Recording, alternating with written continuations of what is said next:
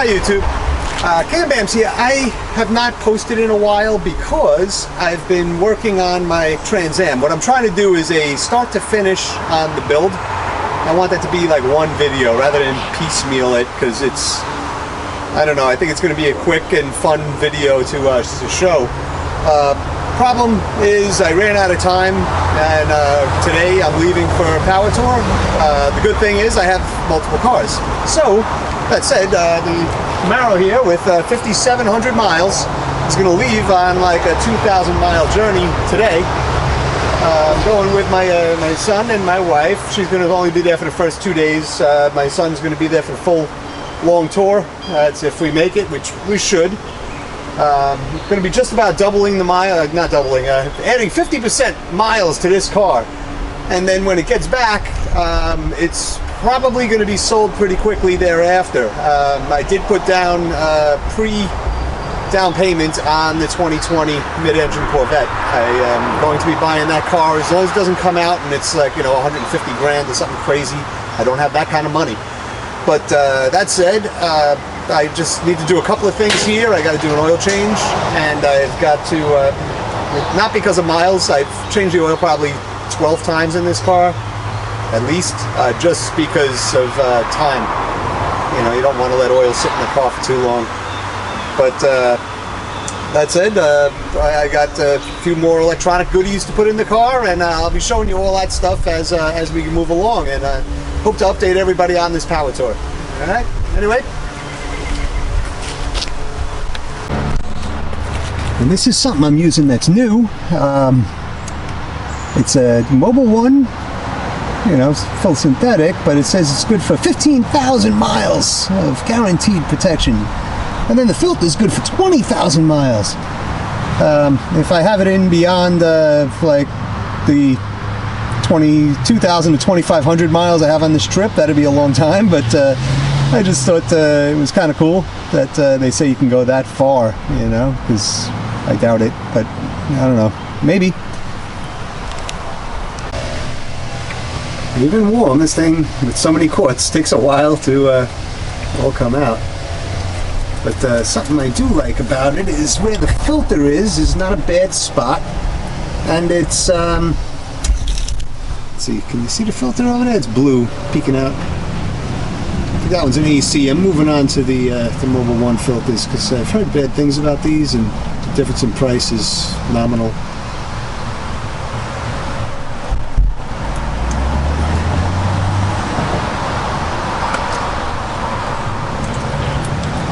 Yeah, it's kind of cool. Looking inside of this filter, it's made of a lot more metal. Just the thickness of the, like the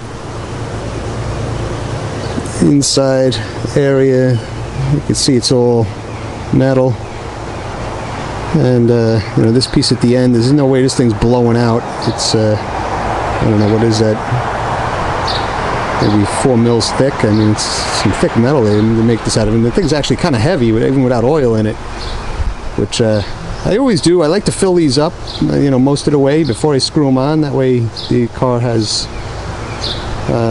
you know, less time to pump it up and get oil running through it. But that's just a quick update for me.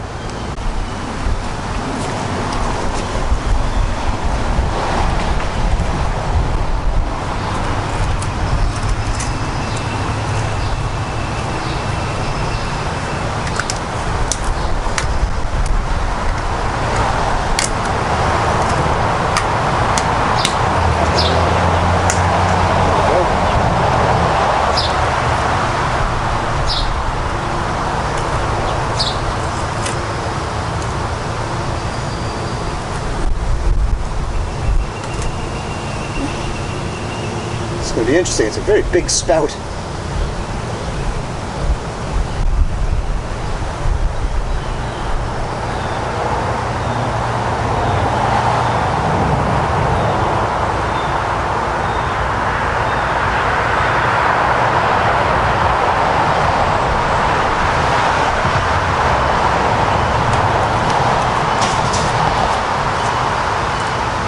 Okay, that's good enough.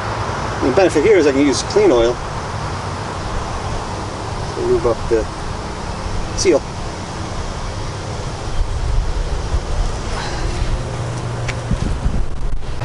Okay, now this is the AC Delco. Again, not a bad filter in my estimation, but I do notice a big difference in the thickness of the material that they're using. So I feel like this one, it would be easier for it to blow off. I guess it doesn't really matter in naturally aspirated car, but if I was using a supercharger or a turbo or something like that, I might want to look into definitely using not the AC Delco version that I have here. I think they make a better one, but this one's Let's see if I can not miss this little funnel. This would be nice. That was close. But I think I did.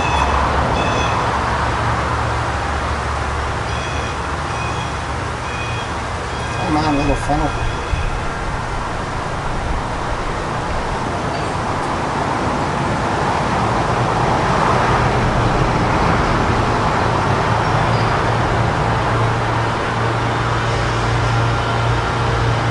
This is going to take forever. Fast forwarding starts now.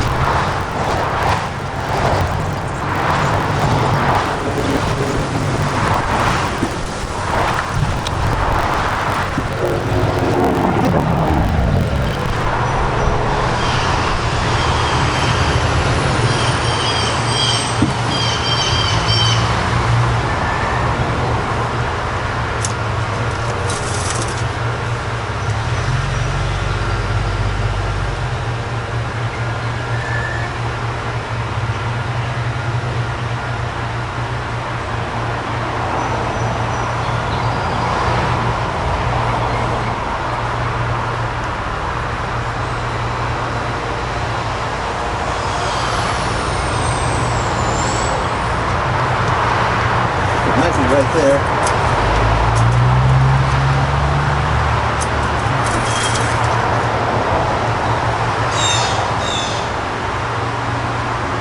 Yep. Not sure if you can see it or not, but I am right at the top of the thing. I mean, talk about lucky. If I went any further, I'd be over. And that would stink. So you gotta let some out. It'll probably go down a hair because you know, it's got to get fully through the system, but in my experience, not much. Should probably put this back in the car so I don't forget it. Coming up.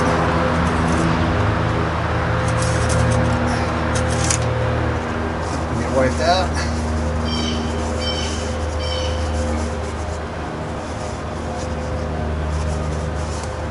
Not that it's clean, but at least it's not going to drip all over everything.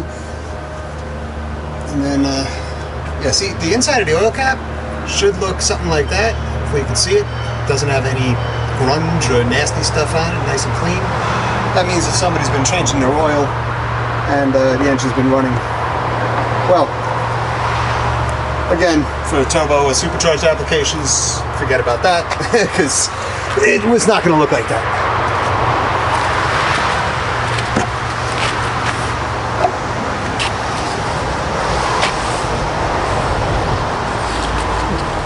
Yeah, I guess it's time to start her up and back her off of the ramps.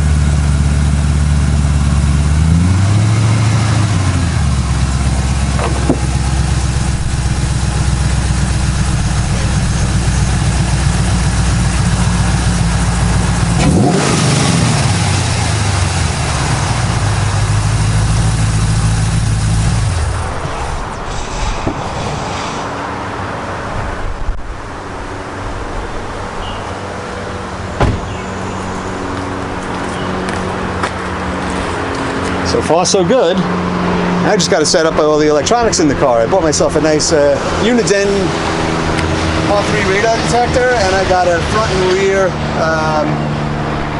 camera, so I can, you know, help retain stuff that I see. I'm hoping it's not going to be needed for any, you know, problems. I'm really hoping I just see some really cool stuff and say, oh, I wish I had a camera, and then boom, I have my dash cam. So I'll be able to put that up and show you folks.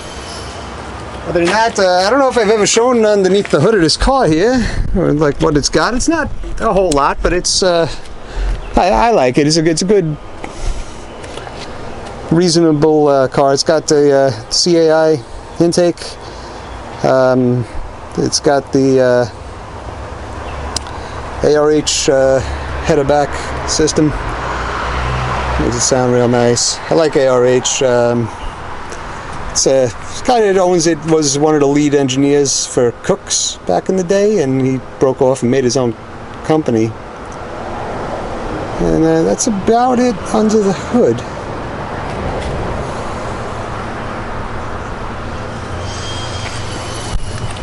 Other than that, I did with the wheels, I went with 18s because I wanted to be able to put drag radials on the back. And that's you know, my calling. I like going to the track. I've got my Island Dragway from back in 2013 sticker under here, and my BBO MG12. What happened there is we went all the way back to the factory in St. Catharines, Canada, is where these cars were produced. And I don't know, I find that it's fun to bring it back, meet the people that built it and the engineers that did some of the design work and whatnot. Pretty cool stuff. But now this is going to have to get filled up with more stuff. I got some basic necessities here. Check this out, somebody gave me this. It's an 06 Camaro concept car. I guess the problems GM had in 08 kind of made it put it off. This is made in 2007. So I think it's kind of an interesting little toy because it looks a heck of a lot like this car, which didn't come out until 2010.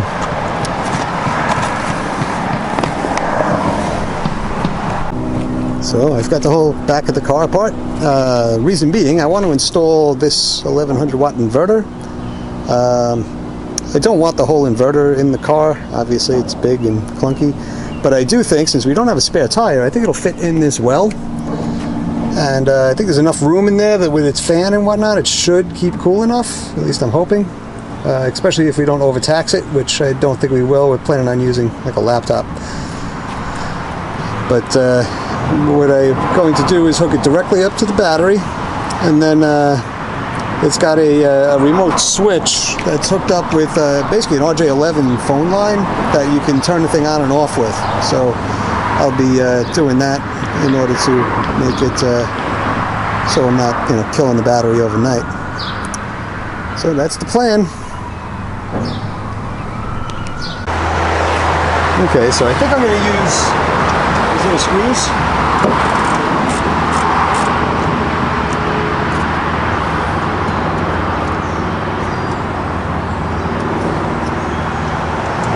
Normally I hold just on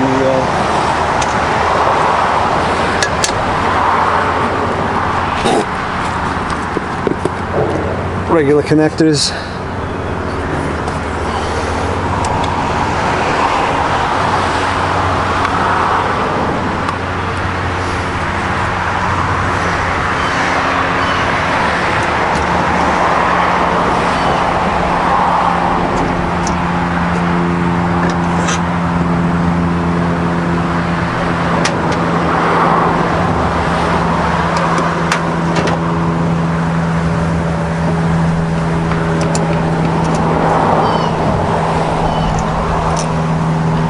Reset everything in the car, of course. So neat.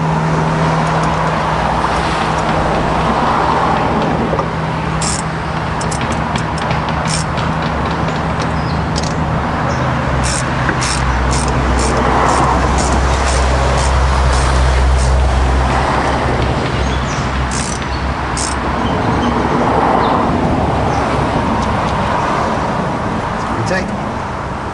Next.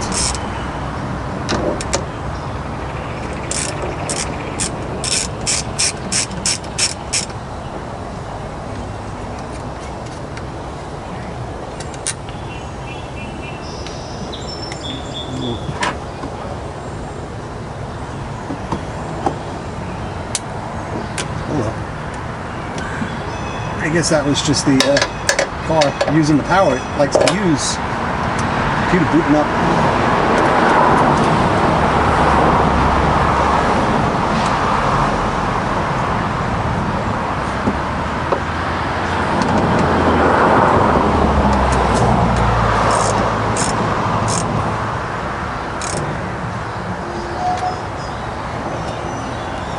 Okay, now that should be hooked up.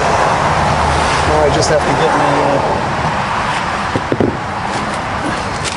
my cables run up to the front. All I'm going to have going into the car is a extension cord. And this, which I'm going to need a clipper. I'll be back when I get this a little further along. Okay, so now for a very temporary setup, this is going to be good enough for me. You can see a little bit of the white cord in the corner of the trunk, but I'm not entering the car show or anything, so that doesn't really matter. This is all going to come out like as soon as I get back. It's not like I'm going to leave this thing with a power thing inside it. It's only because we're going on a trip and we really need some power during the trip. Mostly because my son's got schoolwork that he still needs to finish up, but he doesn't need to be in school, so there's that. But the way this is going to work now is here we plug things into here, right? And then when I want to turn it on, there's this piece here. If I hit the button, the light goes on, and then this light goes on, which means it's sending power. And then if I turn this off, it turns off the power. So now I don't have to leave it on overnight, but I don't have to open the trunk and get under the spare tire thing. I could just use this. This is real nice. I mean, it comes with screws and you can mount it somewhere permanently. I might wind up doing that like in my truck, but certainly not in this car. And this is just going to kind of hang out over here. Maybe I'll bring the light with me just in case. Yeah, but we're getting there, slowly but surely. Okay, so I've got my safety stuff. I've got my radar detector as well as my seeing eye out the windshield going. I've got a phone mounted so that hopefully I can get directions as soon as I get decent coverage. And then I've got my music coming from yet another phone, and I think we are in good shape, ready to head out and have some fun. Average fuel economy 15.6, and interestingly enough, I've got 5,739 miles on this car. It's 2011, so it'd be interesting to see what it's like with I don't know, over 7,000. Boom, it's going to happen this week.